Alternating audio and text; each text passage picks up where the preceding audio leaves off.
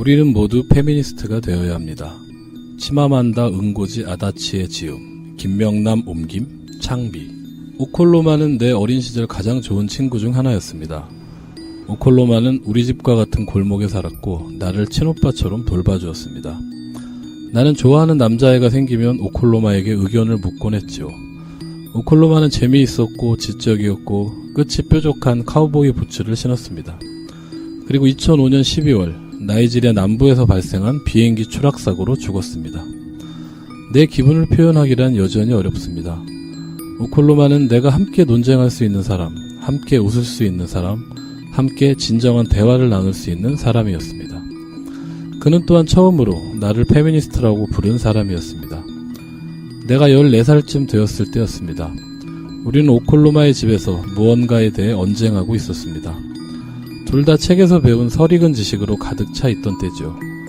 논쟁의 주제가 정확히 무엇이었는지는 기억나지 않지만 내가 한참 주장하고 또 주장했더니 오콜로마가 내게 이렇게 말했던 것은 똑똑히 기억납니다.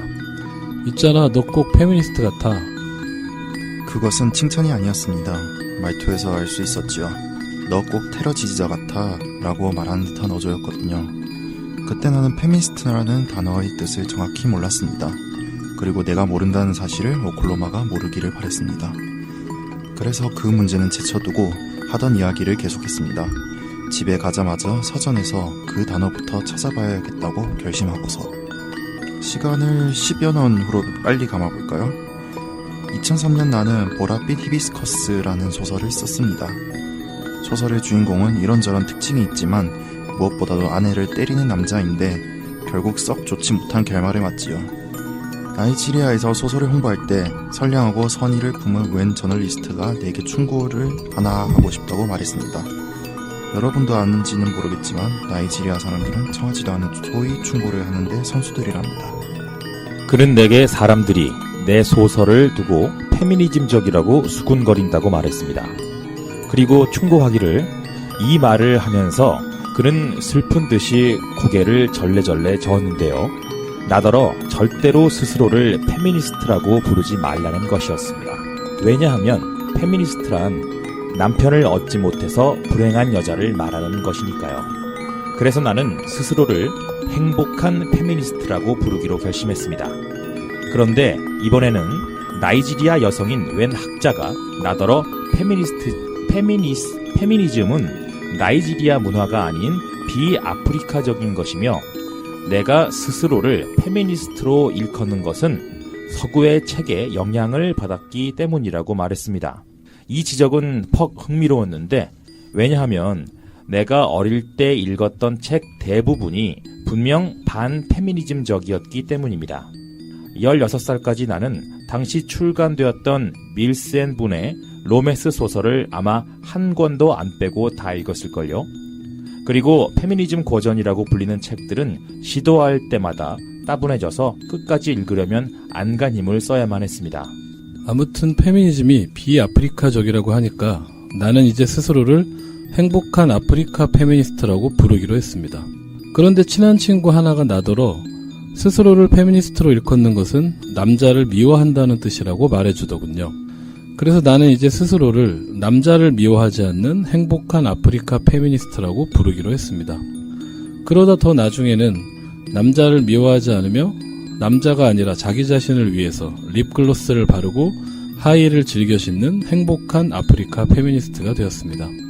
물론 이런 이야기는 대체로 농담이었지만 이것만 보아도 페미니스트라는 단어에 얼마나 많은 함의가 깔려 있는가, 그것도 부정적인 함의가 깔려 있는가를 잘 알 수 있습니다.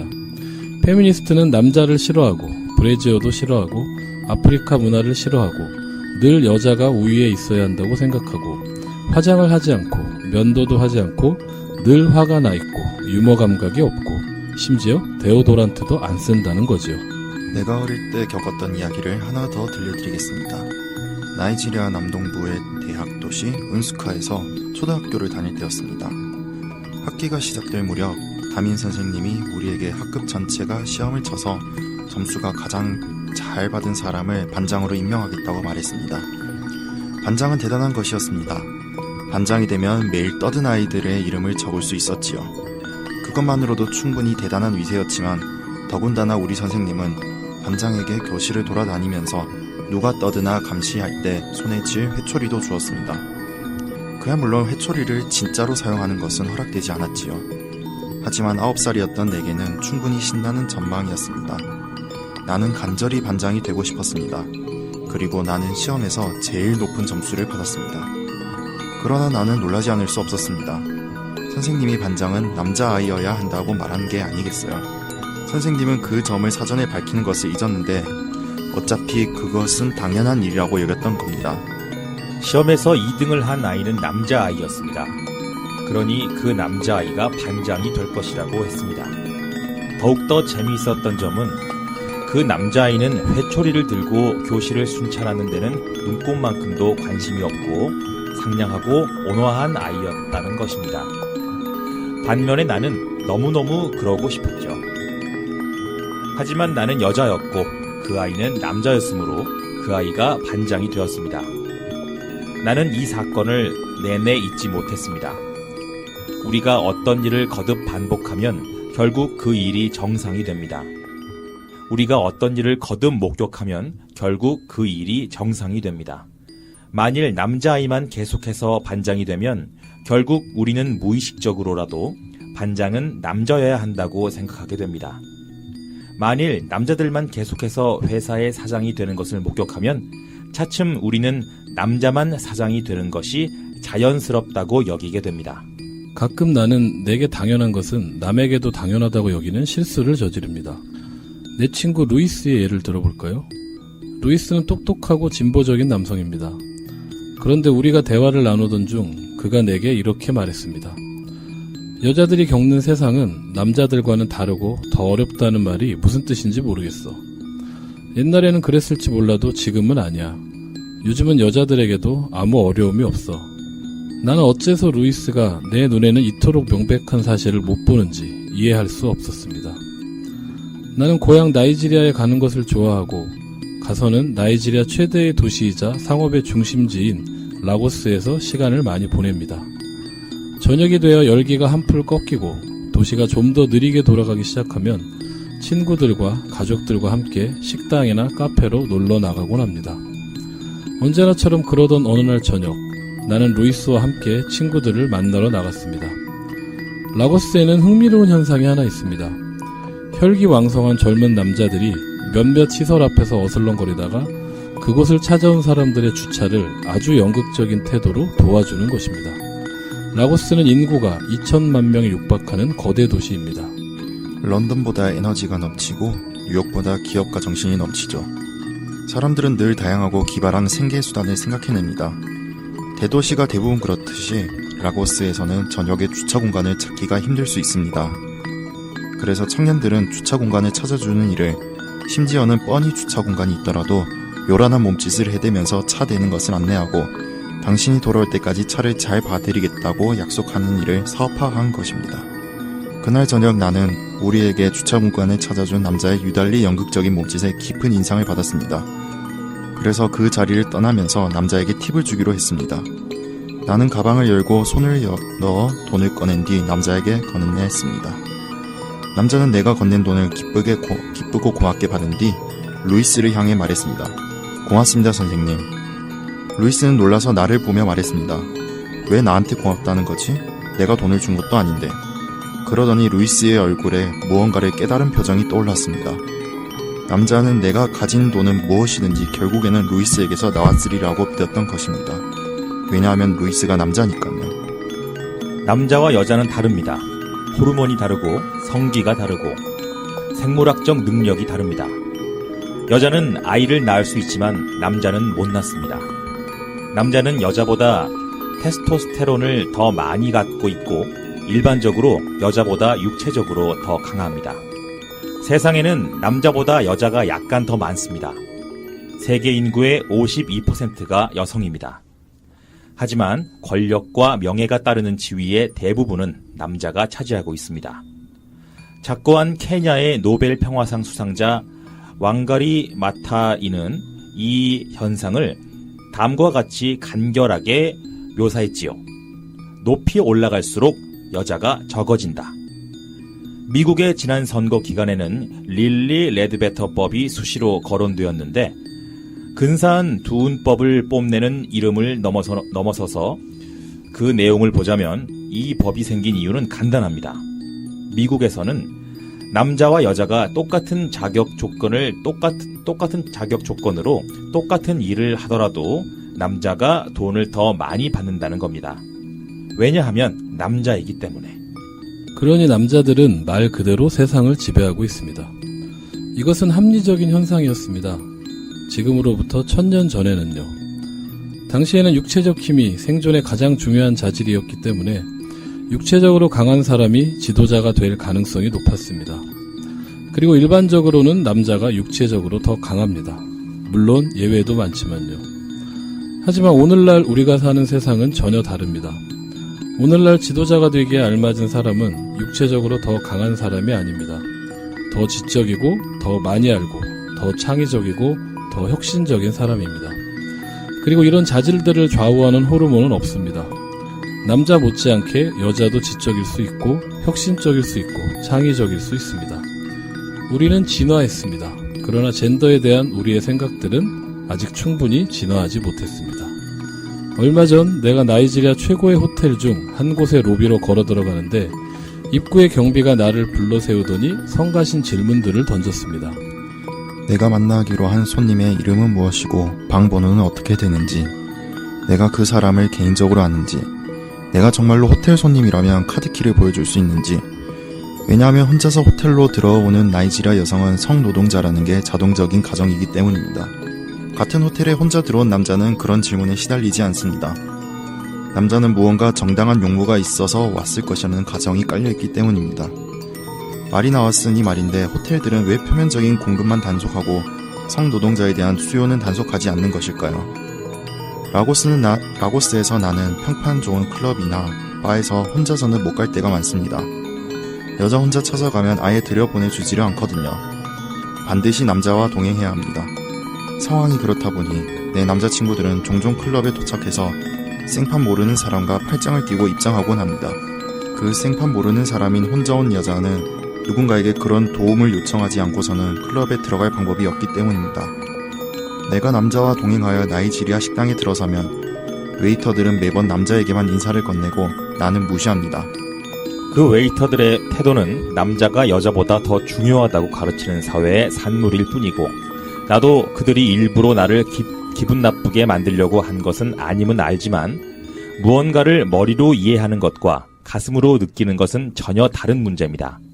그들이 나를 무시할 때마다 나는 투명인간이 된 기분입니다. 속이 상합니다. 그들에게 나도 남자와 똑같은 인간이라고, 나도 똑같은 인사를 받을 자격이 있는 사람이라고 말하고 싶습니다. 이것은 그저 사소한 일이지만 때로는 사소한 일이 가장 아픈 법입니다. 얼마 전에 나는 라고스에서 젊은 여성으로 산다는 것에 관한 글을 발표한 적이 있습니다.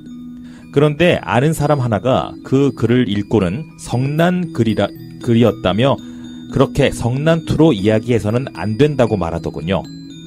하지만 나는 반성하지 않았습니다. 왜냐하면 나는 정말로 성이 나니까요. 오늘날 젠더가 기능하는 방식은 대단히 불공평합니다. 나는 화가 납니다. 우리는 모두 화내야 합니다. 분노는 예로부터 긍정적인 변화를 일으키는 힘이었습니다.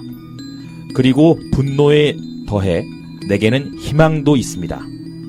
사람들에게는 더 나은 자신으로 변하는 능력이 있다고 굳게 믿기 때문입니다.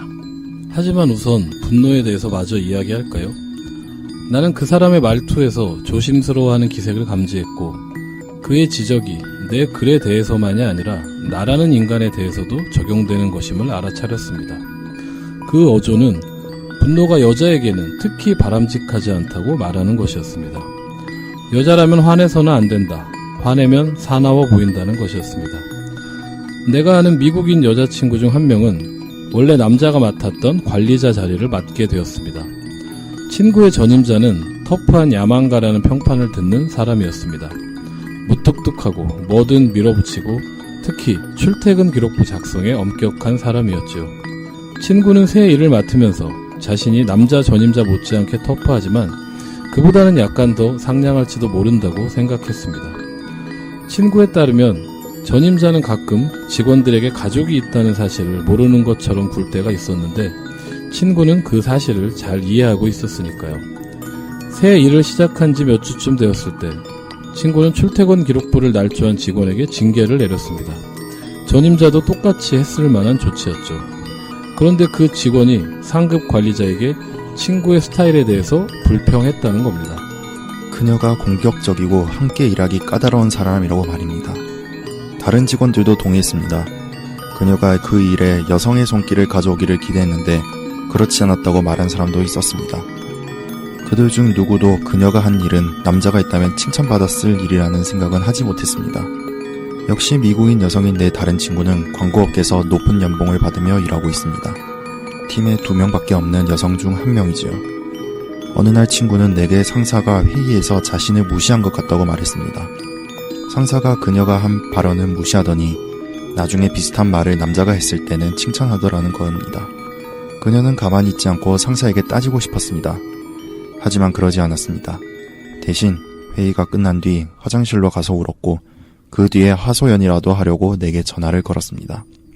그녀가 그 자리에서 나서서 말하지 않았던 것은 사나워 보이고 싶지 않았기 때문입니다. 그녀는 억울함을 그냥 삼켰습니다. 그 친구도 그렇고 다른 많은 미국인 여자친구들에 대해서 내가 놀란 점은 그들이 호감 가는 사람이 되기 위해서 엄청나게 애쓴다는 것이었습니다. 또 호감을 얻는 것은 아주 중요한 일이며 그 호감 가는 성격이란 구체적으로 정해져 있다고 믿도록 교육받았다는 점입니다. 그리고 호감 가는 성격의 구체적인 속성에는 화를 표출하거나 공격적이거나 너무 큰 목소리로 반대하는 것은 포함되지 않았습니다. 우리는 여자아이들에게 남자아이들이 그들을 어떻게 생각하는지 걱정하도록 가르치는데 너무 많은 시간을 쏟습니다. 하지만 거꾸로는 하지 않습니다. 남자아이들에게 어떻게 하면 호감 가는 사람이 될지 걱정하도록 가르치지 않습니다. 우리는 여자아이들에게 화내선 안 되고 공격적이어서는 안 되고 터프해서도 안 된다고 가르치는데 너무 많은 시간을 쏟는데 그것만으로도 충분히 나쁘지만 더구나 돌아서서는 똑같은 행동을 한 남자들을 칭찬하거나 면책해줍니다. 전 세계 어디에서나 여자들에게 남자의 마음을 끌거나 남자를 기쁘게 하려면 무엇을 해야 하는지, 어떻게 해야 하는지, 어떻게 하지 말아야 하는지를 가르치는 잡지며 책이 넘쳐납니다. 그에 비해 남자들에게 여자를 기쁘게 하려면 어떻게 해야 하는지 가르치는 글은 훨씬 적습니다.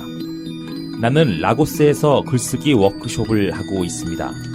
그런데 참가자였던 젊은 여성이 내게 말하기를 자기 친구가 자기더러 내 페미니스트 이야기를 귀담아 듣지 말라고 충고했다는 겁니다. 안 그러면 그녀도 그런 생각들을 흡수해서 결혼 생활을 망치고 말 거라나요? 이것은 협박입니다. 결혼을 망칠 거라는 말, 아예 결혼하지도 못할 거라는 말은 우리 사회가 남자보다 여자에게 훨씬 더 많이 가하는 협박입니다. 젠더는 세계 어디에서나 중요한 문제입니다.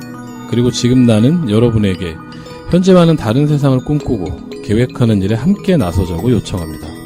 지금보다 좀 더 공정한 세상을, 스스로에게 좀 더 진실함으로써 좀 더 행복해진 남자들과 좀 더 행복해진 여자들이 살아가는 세상을 말입니다. 그러기 위해서 우리가 가장 먼저 해야 할 일은 우리 딸들을 지금과는 다르게 키우는 것입니다. 우리 아들들도 지금과는 다르게 키워야 합니다. 지금 우리가 남자아이들을 기르는 방식은 아이들에게 몹쓸 짓을 하는 것이나 마찬가지입니다. 우리는 남자아이들의 인간성을 억압하고 있습니다. 남성성을 대단히 협소한 의미로만 정의합니다. 남성성은 좁고 딱딱한 우리와 같고 우리는 그 속에 남자아이들을 밀어넣습니다. 우리는 남자아이들에게 두려움, 나약함, 결점을 내보이는 것을 두려워하라고 가르칩니다. 자신의 진정한 자아를 감추라고 가르칩니다. 왜냐하면 남자아이는 나이지리아 표현으로 단단한 남자가 되어야 하기 때문이지요. 중학생인 남자아이와 여자아이가 함께 외출하면 둘 다 10대라서 용돈이 몇 푼 없는 것은 똑같지만 늘 남자아이가 자신의 남성성을 증명하기 위해서 돈을 다 내야 한다고들 여깁니다. 그러고서는 왜 남자아이가 여자아이보다 부모의 돈을 슬쩍하는 경우가 더 많을까 의아해하지요. 만일 남자아이든 여자아이든 남성성과 돈을 연결짓지 않도록 배운다면 어떨까요? 원래 남자애가 내는 거야 대신 남자든 여자든 돈이 더 있는 사람이 내는 거야 라는 태도를 취한다면 어떨까요? 물론 지금까지 누려온 이점이 있기 때문에 오늘날 실제로 돈이 더 많은 사람은 대체로 남자일 것입니다. 하지만 우리가 지금부터 아이들을 다르게 키운다면 앞으로 50년 혹은 100년 뒤에는 남자아이들이 자신의 남성성을 물질적 수단으로 증명해 보여야 한다는 압박을 더는 느끼지 않을 것입니다. 그런데 우리가 남자들에게 저지르는 몹쓸 짓 중에서도 가장 몹쓸 짓은 남자는 모름지기 강인해야 한다고 느끼게 함으로써 그들의 자아를 아주 취약하게 만든다는 것입니다. 남자들이 스스로 더 강해져야 한다고 느낄수록 사실 그 자아는 더 취약해집니다. 또한 우리는 여자아이들에게도 대단히 몹쓸 짓을 하고 있습니다. 여자아이들에게는 남자의 그 취약한 자아에 요령껏 맞춰주라고 가르치기 때문입니다. 우리는 여자아이들에게 자신을 움츠리라고, 자신을 위축시키라고 가르칩니다. 우리는 여자아이들에게 이렇게 말합니다. 야망을 품는 것은 괜찮지만 너무 크게 품으면 안 돼. 성공을 목표로 삼아도 괜찮지만 너무 성공해서는 안 돼. 그러면 남자들이 위협을 느낄 테니까. 설령 남자와의 관계에서 네가 가장 노릇을 하더라도 사람들 앞에서는 특히 그렇지 않은 척 해야 해. 안 그러면 남자가 기가 죽을 테니까. 하지만 만일 우리가 전제 자체를 의심한다면 어떨까요? 대체 왜 여자의 성공이 남자에게 위협이 되죠? 만일 우리가 남자의 기가 죽는다는 말 자체를 없애기로 결정한다면 어떨까요? 정말이지 나는 세상에서 이것보다 더 꼴보기 싫은 말이 또 없을 것 같습니다. 한 번은 알고 지내는 어느 나이지리아 사람이 내게 나 때문에 남자들이 위축될까봐 걱정되지 않느냐고 묻더군요. 나는 전혀 걱정되지 않았습니다. 사실은 걱정해야 한다는 생각조차 들지 않았습니다. 나한테 위축될 남자라면 애초에 내가 전혀 흥미를 느끼지 못할 타입이니까요. 그래도 나는 그 말에 충격을 받았습니다. 내가 여성이라서 사람들은 늘 내가 결혼을 갈구할 거라고 생각합니다. 내가 삶에서 어떤 선택을 내리든 인생에서 가장 중요한 것은 결혼이라는 점을 늘 염두에 두고서 행동할 거라고 생각합니다. 결혼은 물론 좋을 수 있습니다. 결혼은 즐거움, 사랑, 서로에 대한 지지를 제공할 수 있습니다. 하지만 왜 우리는 여자아이들에게는 결혼을 갈구하도록 가르치면서 남자아이들에게는 그렇게 가르치지 않는 것일까요?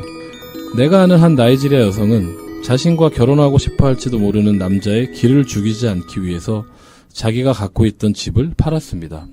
내가 아는 또 다른 나이지리아 여성은 미혼인데 회의에 참석할 때는 동료들이 자신을 존중해 주길 바라기 때문에 꼭 결혼 반지를 낀답니다.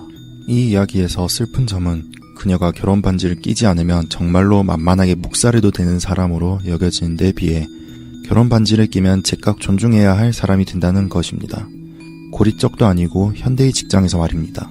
나는 가족으로부터, 친구로부터, 심지어는 직장에서 결혼하라는 압박을 하도 많이 받은 나머지 등 떠밀리듯이 나쁜 선택을 하고만 젊은 여자들을 많이 합니다. 우리 사회는 일정 연령에 다다른 여자가 결혼하지 않으면 그것을 심각한 개인적 실패로 여기도록 가르칩니다. 반면에 일정 연령에 다다른 남자가 결혼을 하지 않고 있으면 아직 짝을 고를 마음이 나지 않아서 그런 것이라고 이해해줍니다. 여자들이 그 모든 압박에 대해서 그냥 싫다고 거부하면 되지 않느냐고요. 그렇게 말하기야 쉽지요. 하지만 현실은 좀 더 까다롭고 좀 더 복잡합니다. 우리는 모두 사회적 존재입니다. 우리는 모두 사회화를 겪으면서 사회에 퍼진 개념들을 내면화합니다. 우리가 쓰는 언어에도 이 점이 잘 드러나 있습니다. 우리가 이야기할 때 쓰는 언어는 파트너십의 언어가 아니라 소유권의 언어일 때가 많습니다. 우리는 여자가 남자를 존중한다는 표현은 자주 쓰지만 남자가 여자를 존중한다는 표현은 거의 쓰지 않습니다. 가정의 평화를 지키기 위해서 그랬어 라는 말은 남자든 여자든 공이 자주 합니다. 그런데 남자들이 그 말을 할 때는 보통 어차피 해서는 안 되는 무언가를 포기한 경우입니다. 남자들은 짐짓 부하가 난척하면서 사실 궁극적으로는 자신의 남성성을 증명해 보이기 위해서 친구들에게 이렇게 말합니다. 아, 우리 마누라가 매일 밤 클럽에 가는 건 안 된다고 하잖아. 그래서 이제 가정의 평화를 위해서 주말에만 가기로 했어. 반면에 여자들이 가정의 평화를 위해서라고 말할 때는 보통 직장이나 경력이나 꿈을 포기한 경우입니다. 우리는 여자들에게 남녀 관계에서 원래 여자가 더 많이 타협하는 거라고 가르칩니다. 우리는 여자아이들에게 서로를 경쟁자로 여기도록 가르칩니다. 일자리나 성취에 대한 경쟁이라면 좋을 수도 있다고 보지만 그게 아니라 남자들의 관심을 놓고 경쟁하도록 가르칩니다. 우리는 여자아이들에게 그들은 남자아이들과는 달리 성적인 존재가 될 수 없다고 가르칩니다. 아들을 둔 부모들은 아들에게 여자친구가 있다는 걸 알아도 대수롭지 않게 여깁니다. 하지만 딸의 남자친구는 맙소사 절대로 안 되죠. 하지만 그러고서는 딸이 적당한 시기가 되면 완벽한 남편감을 데리고 나타나기를 기대하죠. 우리는 여자아이들을 단속합니다. 우리는 여자아이들의 처녀성을 칭찬하지만 남자아이들의 동정을 칭찬하진 않습니다. 그리고 나는 어떻게 그렇게 생각할 수 있는지 늘 의아하기 짝이 없는데, 왜냐하면 보통 순결의 상실은 성별이 다른 두 사람이 관여하는 과정이니까 말입니다. 최근 나이지리아의 한 대학에서 젊은 여성이 집단 성폭행을 당하는 사건이 있었습니다.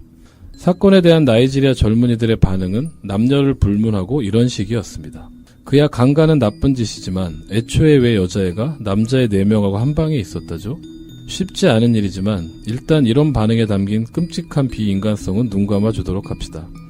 그렇게 대답한 나이지리아 젊은이들은 본질적인 잘못이 여자에게 있다고 생각하도록 교육받으며 자랐습니다.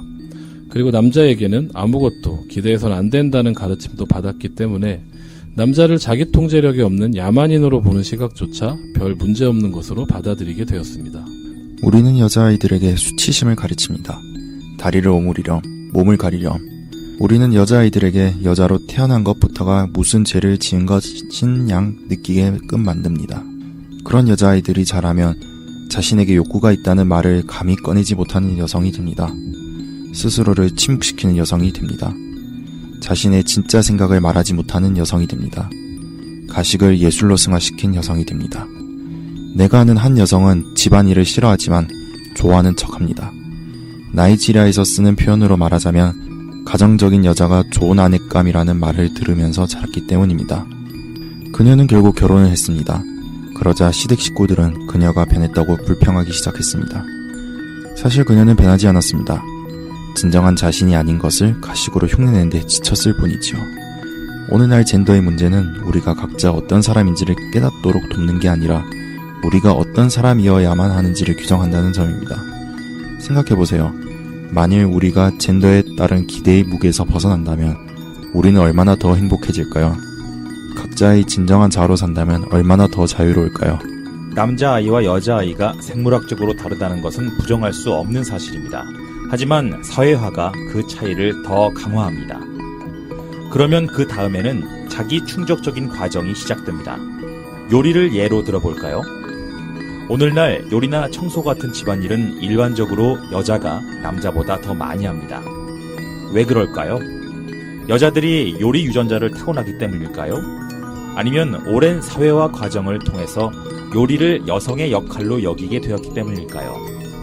나는 정말 여자들이 요리 유전자를 타고나는지도 모른다고 말하고 싶지만 세상에서 제일 유명한 요리사들, 셰프라는 화려한 이름으로 불리는 요리사들은 대다수가 남자라는 사실이 떠올라서 차마 그렇게 말할 수 없습니다.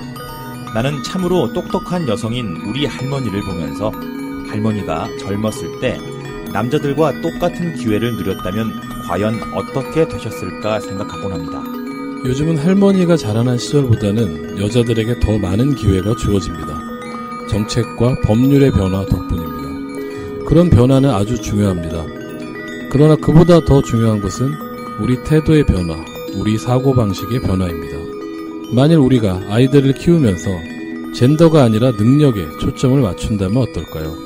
젠더가 아니라 관심사에 초점을 맞춘다면 어떨까요? 내가 아는 어떤 가족은 아들과 딸을 두고 있습니다. 남매는 연년생인데 둘 다 학교 공부를 아주 잘하지요. 그런데 아들이 배고파하면 부모는 딸에게 오빠한테 라면 좀 끓여주렴 이라고 말합니다. 딸은 라면 끓이는 걸 좋아하지 않지만 여자이기 때문에 해야 합니다. 만일 부모가 처음부터 두 아이 모두에게 라면 끓이는 법을 가르친다면 어떨까요? 말이 나왔으니 말인데 요리는 남자아이에게도 유용하고 실용적인 생활의 기술입니다. 나는 어떻게 스스로 영양을 섭취하는 능력처럼 중요한 일을 남들 손에 턱 맡겨버릴 수 있는지 늘 이해가 되지 않습니다. 내가 아는 한 여성은 남편과 똑같은 학위를 받았고 똑같은 일을 하고 있습니다. 두 사람이 퇴근해서 집에 돌아오면 아내가 집안일을 거의 도맡는데 이건 대부분의 부부들이 그렇죠. 내가 그보다도 놀란 점은 남편이 아기 기저귀를 갈 때마다 아내가 고마워요 라고 말한다는 거였습니다. 만일 그녀가 남자가 자기 자식을 돌보는 것은 정상적이고 자연스러운 일이라고 여긴다면 어떨까요? 나는 자라면서 내면화했던 여러 젠더의 교훈들을 벗어버리려 애쓰고 있습니다. 하지만 아직도 가끔은 젠더에 따르는 기대 앞에서 나 자신이 취약해지는 것을 느낍니다. 처음 대학원에서 글쓰기를 가르치게 되었을 때 나는 걱정이 앞섰습니다. 가르칠 내용에 대한 걱정은 아니었습니다. 준비를 철저히 한 데다가 내가 좋아하는 내용을 가르치는 것이었으니까요. 대신 무엇을 입고 가야 할지가 걱정이었습니다. 나는 진지한 인상을 주고 싶었습니다. 나는 내가 여성이므로 내 가치를 증명해 보여야만 한다는 것을 알고 있었습니다. 그리고 만일 너무 여성스럽게 입는다면 진지한 인상을 못 줄지도 모른다는 걱정이 들었습니다. 사실은 반들거리는 립클로즈를 바르고 여성스러운 치마를 입고 싶었지만 그러지 않기로 했습니다. 대신 아주 진지하고 아주 남성적이고 아주 보기 흉한 정장을 입었습니다. 이 문제에서 슬픈 진실은 외모에 관한 한 우리는 남자를 기준으로, 표준으로 여긴다는 사실입니다. 많은 사람들은 여자가 덜 여성스럽게 입을수록 더 진지한 대접을 받는다고 생각합니다. 남자는 회의에 참석할 때 옷을 어떻게 입어야 남들이 자기를 진지하게 대할까 고민하지 않지만 여자는 고민합니다. 그날 그 흉한 정장을 입지 않았더라면 좋았을 것 같습니다. 지금처럼 있는 그대로의 나를 보여줄 확신이 그때도 있었다면 학생들은 내 수업에서 더 많은 것을 배웠을 것입니다. 나는 더 편안했을 테고 더 완전하고 더 진실된 나 자신이었을 테니까요. 그 후로 나는 내 여성성을 유감스럽게 여기지 않기로 결심했습니다. 나는 여성스러움을 간직한 나 자신으로서 존중받고 싶습니다. 왜냐하면 나는 그럴만하니까요. 나는 정치와 역사를 좋아하고 사상에 관해서 훌륭한 논쟁을 벌일 때 가장 행복합니다. 그리고 나는 여성스럽습니다. 여성스러워서 행복합니다. 나는 하이힐을 좋아하고 립스틱을 바릅니다. 남자에게 받는 칭찬도 여자에게 받는 칭찬도 다 좋지만 솔직히 털어놓자면 스타일 좋은 여자들의 칭찬이 더 기쁘긴 합니다. 가끔은 남자들이 좋아하지 않거나 이해하지 못하는 옷을 입습니다. 왜냐하면 내가 그 옷을 좋아하고 그 옷을 입으면 내 기분이 좋으니까요. 남성의 시선이 내 삶의 선택에 영향을 미치는 바는 대체로 부수적입니다. 젠더는 대화하기 쉬운 주제가 아닙니다. 사람들은 이 주제를 불편하게 여기고 심지어는 짜증스럽게 여깁니다. 남자도 여자도 젠더에 대해서 이야기하기를 꺼리며 혹은 젠더 문제를 성급히 부정해 버리려고 합니다. 현 상태를 바꾸는 것에 대해서 생각하기란 늘 불편한 일이기 때문입니다. 어떤 사람들은 묻습니다. 왜 페미니스트라는 말을 쓰죠? 그냥 인권 옹호자 같은 말로 표현하면 안 되나요? 왜 안 되느냐 하면 그것은 솔직하지 못한 일이기 때문입니다. 물론 페미니즘은 전체적인 인권의 일부입니다. 그러나 인권이라는 막연한 표현을 쓰는 것은 젠더에 얽힌 구체적이고 특수한 문제를 부정하는 꼴입니다. 지난 수백 년 동안 여성들이 배제되어 왔다는 사실을 모르는 척하는 꼴입니다. 젠더 문제의 표적이 여성이라는 사실을 부인하는 꼴입니다. 이 문제가 그냥 인간에 관한 문제가 아니라 콕 집어서 여성에 관한 문제라는 사실을 부인하는 꼴입니다. 세상은 지난 수백 년 동안 인간을 두 집단으로 나눈 뒤 그중 한 집단을 배제하고 억압해왔습니다. 그 문제에 관한 해법을 이야기하려면 당연히 그 사실부터 인정해야 합니다. 어떤 남자들은 페미니즘이란 개념에 위협을 느낍니다. 내 생각에 그런 반응은 남자아이들이 자라면서 받았던 교육, 즉 그들은 남자니까 당연히 우위를 차지해야 하며 만일 그러지 않는다면 그들 자신의 자존감이 훼손될 거라는 가르침이 야기한 불안감 탓입니다. 또 어떤 남자들은 이렇게 반응합니다. 좋아요. 이건 흥미로운 문제입니다. 하지만 나는 마음에 들지 않아요. 나는 젠더를 의식조차 하지 않는다고요. 어쩌면 정말 의식하지 않을지도 모르지요. 그리고 바로 그 점이 문제의 일부입니다. 많은 남자들이 젠더에 대해서 적극적으로 생각하거나 의식하지 않는다는 점 말입니다. 많은 남자들이 내 친구 루이스처럼 옛날에는 상황이 나빴을지 몰라도 지금은 다 좋아졌다고 말한다는 점 말입니다. 그리고 많은 남자들이 이 상황을 바꾸기 위해서 아무 일도 하지 않는다는 점 말입니다. 만일 당신이 남자인데 식당에 갔더니 웨이터가 당신에게만 인사를 건넨다면 웨이터에게 왜 이 여자분에게는 인사를 안 합니까? 라고 물어볼 생각이 들까요? 이렇듯 겉보기에는 사소한 상황들에서 남자들이 나서서 말할 필요가 있습니다. 젠더는 불편한 주제이기 때문에 대화를 손쉽게 뚝 끝내버리는 방법이 여러 가지 있습니다. 어떤 사람들은 진화생물학과 유인원을 들먹거리며 유인원 암컷들도 수컷들에게 절을 한다느니 어쩐다느니 하는 이야기를 꺼냅니다. 하지만 중요한 점은 우리가 유인원이 아니라는 것이지요. 유인원은 그 밖에도 나무 위에서 살고 지렁이를 먹지만 우리는 그러지 않습니다. 또 어떤 사람들은 말합니다. 이봐요, 가난한 남자들도 어렵게 살아간다고요. 그건 실제로 그렇습니다. 하지만 그 문제는 이 대화의 주제가 아닙니다. 젠더와 계급은 다른 문제입니다. 가난한 남자들은 부자의 특권은 누리지 못할지라도 남자의 특권은 여전히 누립니다. 나는 흑인 남성들과 이야기했던 경험을 통해 억압에는 여러 체제가 존재한다는 것과 억압 체제들이 어떻게 작동하는지 서로 깜깜하게 모를 수도 있다는 것을 깊이 느꼈습니다. 한 번은 내가 젠더에 대해서 이야기하는데 웬 남자가 묻더군요. 당신은 왜 자신을 여성으로만 봅니까? 왜 그냥 인간으로 보지 않습니까? 이런 질문은 한 사람의 구체적인 경험들을 침묵시키는 방편입니다. 물론 나는 인간이지만 한편으론 여자이기 때문에 세상에서 겪게 되는 구체적인 사건들이 있습니다. 여담인데 내게 그렇게 물었던 남자는 흑인 남성으로서 자신의 경험을 많이 이야기하는 사람입니다. 거기에 대고 나는 이렇게 반응할 수도 있겠지요. 왜 당신은 그냥 남자나 그냥 인간으로서의 경험을 말하지 않나요? 왜 하필 흑인 남성으로서의 경험을 말하나요? 그러니 그건 아닙니다. 이 대화는 젠더에 관한 대화입니다. 그러면 어떤 사람들은 이렇게 말합니다. 하지만 여자들은 베갯머리 종사라는 진짜 힘을 갖고 있지 않습니까? 여자가 성적 매력을 사용해서 남자로부터 원하는 것을 얻어낸다는 뜻이지요. 하지만 베갯머리 종사는 진정한 힘이라고 할 수 없습니다. 그것을 지닌 여자는 스스로는 아무런 힘이 없고 딴 사람의 힘을 졸라서 얻어낼 방법을 알고 있는 것 뿐입니다. 그리고 만일 남자가 기분이 나쁘거나 어디가 아프거나 일시적으로 발기부전이라도 걸리면 어쩌겠어요. 어떤 사람들은 여자가 남자에게 종속되는 것은 우리의 문화라고 말합니다. 하지만 문화란 끊임없이 변하는 것입니다. 내게는 15살이 된 예쁜 쌍둥이 조카 딸들이 있습니다. 그런데 만일 그 애들이 100년 전에 태어났다면 태어나자마자 어디론가 옮겨져서 살해되었을 것입니다. 100년 전만 해도 이보족의 문화에서는 쌍둥이의 탄생을 불길한 징조로 여겼기 때문입니다. 오늘날 그 관습은 모든 이보 사람들에게 상상조차 할 수 없는 일입니다. 문화의 핵심은 무엇일까요? 문화는 결국 사람들을 보존하고 영속시키기 위해서 가능합니다. 우리 집안에서 우리 가문의 사연, 선조들이 살았던 땅, 그리고 가문의 전통에 관심이 제일 많은 사람은 나입니다. 남자 형제들은 나보다 관심이 적습니다.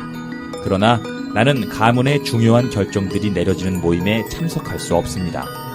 이보 문화는 남성 위주 문화이고 그런 자리에는 남자만 참석할 수 있죠. 그래서 나는 그런 일에 가장 관심이 많은 사람임에도 불구하고 그 자리에 참석할 수 없습니다. 내게는 공식적인 발언권이 없습니다. 내가 여자이기 때문에. 문화가 사람을 만드는 것이 아닙니다. 사람이 문화를 만듭니다. 만일 여자도 온전한 인간이라는 사실을 인정하는 것이 정말 우리 문화에 없던 일이라면 우리는 그것이 우리 문화가 되도록 만들어야 합니다. 그리고 우리는 그렇게 만들 수 있습니다. 나는 요즘도 오콜로마를 자주 떠올립니다. 그를 비롯하여 소솔리소 비행기 추락 사고에서 사망한 모든 사람들이 부디 편히 잠들기를. 오콜로마는 그를 사랑했던 우리들의 마음속에서 영원히 기억될 것입니다. 그리고 오콜로마가 오래전 했던 말은 옳았습니다. 그가 그날 나를 페미니스트라고 불렀던 것은 옳았습니다. 나는 페미니스트입니다. 그리고 오래전 그날 내가 사전을 찾아보았을 때 거기에는 이렇게 적혀 있었습니다.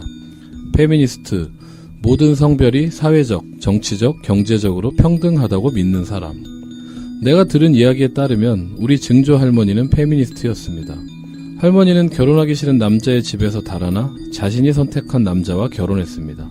할머니는 자신이 여성이기 때문에 토지에 대한 소유권과 접근권을 박탈당한다고 느끼자 그에 대해 거부했고 항의했고 나서서 이의를 제기했습니다. 할머니는 페미니스트라는 단어를 몰랐습니다. 하지만 그렇다고 해서 페미니스트가 아니었던 것은 아닙니다. 좀 더 많은 사람들이 이 단어를 되찾아야 합니다. 내가 아는 가장 훌륭한 페미니스트는 내 남동생 케네입니다. 케네는 다정하고 잘생기고 대단히 남자다운 청년입니다. 나는 페미니스트를 이렇게 정의합니다. 남자든 여자든, 맞아, 오늘날의 젠더에는 문제가 있어. 우리는 그 문제를 바로잡아야 해. 우리는 더 잘해야 해 하고 말하는 사람이라고요.